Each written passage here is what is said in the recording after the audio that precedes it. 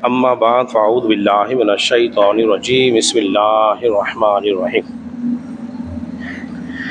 हज़रात मोहतरम, आप हज़रात दरस से हदीस समाअत कर रहे हैं और दरस हदीस के अंदर मैंने आप हज़रात के सामने सैयदना शेख अब्दुल क़ादिर जिलानी रहमतुल्लाहि तआला अलैह की सीरत को आपके सामने बयान किया और आज आपकी सीरत के हवाले से आखिरी नशिस्त, और वो है पीरी मुरीदी की शरई हैसियत क्या है। देखिए, कुरान मजीद फ़ुरक़ान हमीद के अंदर इस बात का तज़किरा मिलता है, यौम नदउ कुल्ल उनासिम बिईमानिहिम, और जिस दिन हम हर जमात को उसके इमाम के साथ बुलाएंगे। इसमें इशारा है बैत का, और मुफ्ती अहमद यार नईमी साहब फरमाते हैं इसके तहत कि दुनिया में किसी साले नेक आदमी को अपना इमाम बना लेना चाहिए ताकि शरीयत में उसकी तक़लीद करके और तरीक़त में बैत करके ताकि हशर में उनका साथ मिल जाए। हज़रात मोहतरम, बैत करने का सबूत जो है कुरान सुन्नत के अंदर मौजूद है कि हमने किसके हाथ पे बैत करनी चाहिए, किसके हाथ पे बैत नहीं करनी चाहिए। इसका तज़किरा मैं आप हज़रात के सामने करता हूँ। बैत का जो सबूत है वो कुरान मजीद फ़ुरक़ान हमीद के अंदर मौजूद है। सूरह फतह की आयत नंबर 10 में भी और आयत नंबर 18 भी मौजूद है। लक़द रदियल्लाहु अनिल मुमिनीन इज़ युबाय्यूनका तहत शजरा, बेशक अल्लाह तबारक व तआला राज़ी हो गया उन लोगों से जो दरख्त के नीचे बैठ कर आपके हाथ पे बैत कर रहे थे। इसी तरह सूरह मुम्तहिना के अंदर अल्लाह ने शाह फरमाया, या अय्युहन नबिय्यु इज़ा जाअकल मुमिनात, ए नबी, जब तुम्हारे हुजूर में मुसलमान औरतें हाजिर होती हैं बैत करने के लिए, युबाय्यूनका, बैत करने के लिए हाजिर होती हैं, तो अब हुजूर उनसे किस बात पर बैत लेते थे, कुरान मजीद फ़ुरक़ान हमीद में उसका तज़किरा मौजूद है। तो आप फरमाते थे कि अल्लाह के साथ किसी को शरीक नहीं करोगी, तुम चोरी नहीं करोगी, बदकारी नहीं करोगी, अपनी औलाद को कत्ल नहीं करोगी। इस बात पर वो रसूलुल्लाह सल्लल्लाहु अलैहि वसल्लम उनसे बैत लिया फरमाया करते थे। इसी तरह अहादीस में भी इसका सबूत मिलता है। हज़रत उबैदा बिन सामित रज़ियल्लाहु अन्हु बयान करते हैं कि हम हुज़ूर अलैहिस्सलाम की खिदमत में हाजिर हुए तो फरमाया, तुम लोग मुझसे इस बात पर बैत करो कि तुम अल्लाह के साथ किसी को शरीक नहीं ठहराओगे, ज़िना नहीं करोगे, चोरी नहीं करोगे, और जिस शख्स को अल्लाह ताला ने कत्ल करने का हुक्म दिया है उससे ही लड़ोगे, बेजा एक दूसरे का खून नाहक नहीं बहाओगे। हज़रात मोहतरम, अब ये बात मालूम हो गई तो एक तो बैत का सबूत मिल गया कुरान से।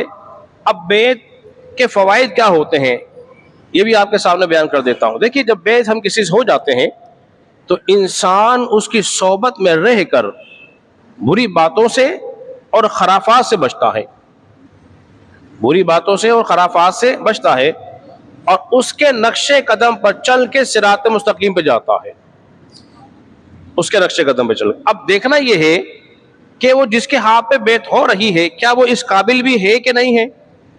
तो बैत होने के लिए 4 शर्तों का होना बहुत जरूरी है।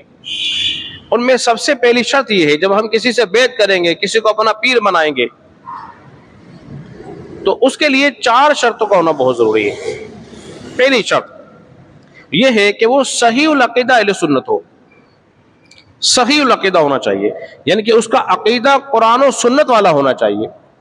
जिसका अक़ीदा कुरान और सुन्नत वाला नहीं, उसके हाथ पर बैत नहीं हो सकते। पहली बात समझ ली आपने। दूसरा ये कि वो उसको ज़रूरियात दीन का इल्म भी हो, इल्म भी हो, आलिम भी हो। किसी जाहिल के हाथ पे बैत नहीं कर सकते। शरीयत का इल्म जिसको हो, उसे हलाल और हराम के मसाइल आते हो, उन्हें मालूम हो कि क्या चीज़ हलाल है क्या हराम है, उसके हाथ पे बैत होंगे।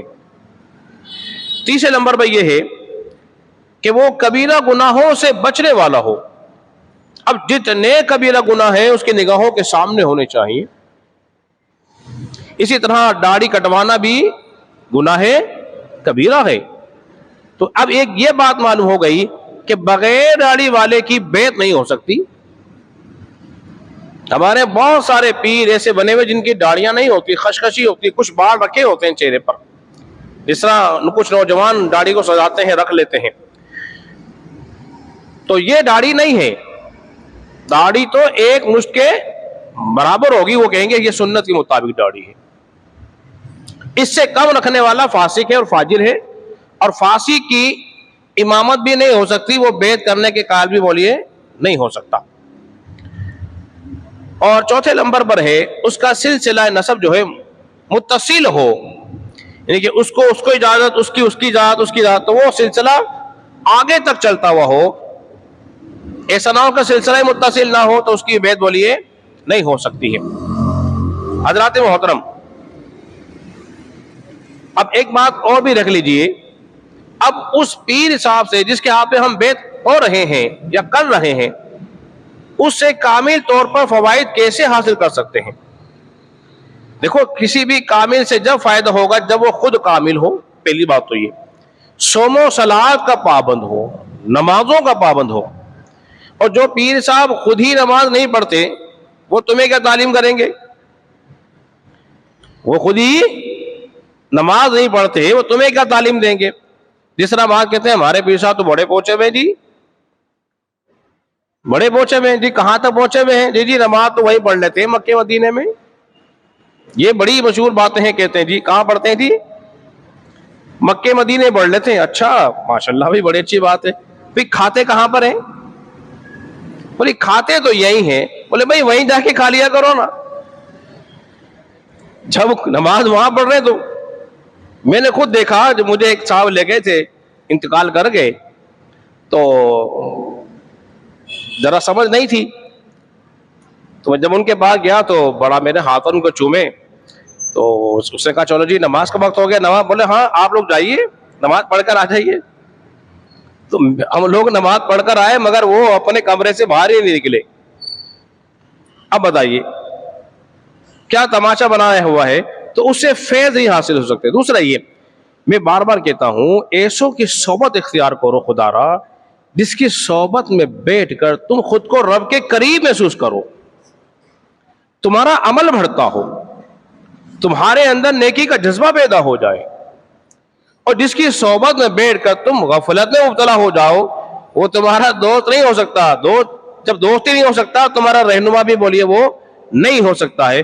तो रहबर, रहनुमा ऐसे को बनाएंगे जो कुरान और सुन्नत का पाबंद होगा, शरीयत का पाबंद होगा, उसके नक्शे कदम पे चलेंगे। उसके हुक्म की तब ही तकमील हो सकती है कि जब उसका हुक्म कुरान और सुन्नत के मुताबिक होगा। अगर उसका हुक्म कुरान और सुन्नत के मुताबिक नहीं, तो उसके उस काम में उसकी बोलिए हुक्म नहीं माना जाएगा। तो हजरात मोहतरम, ये पीरी मुरीदी की शरई हैसियत को मैंने आपके सामने बयान किया है। तो चाहिए कि हम किसी न किसी के कामिल के हाथ पे बैत हो जाएं, ताकि उसकी बैत हमें फायदा दे सके, रब की याद भी दिला सके और फिक्र आखिरत भी पैदा हो जाए। तो ये जब इस जज्बे के साथ करेंगे तो इंशाअल्लाह अज़ीज़ इसके बेशुमार फायदे होंगे। अल्लाह रब्बुल इज़्ज़त की बारगाह में दुआ है, अल्लाह तबारक व तआला हम सबको समझने और अमल पैरा होने की तौफीक अता फरमाए।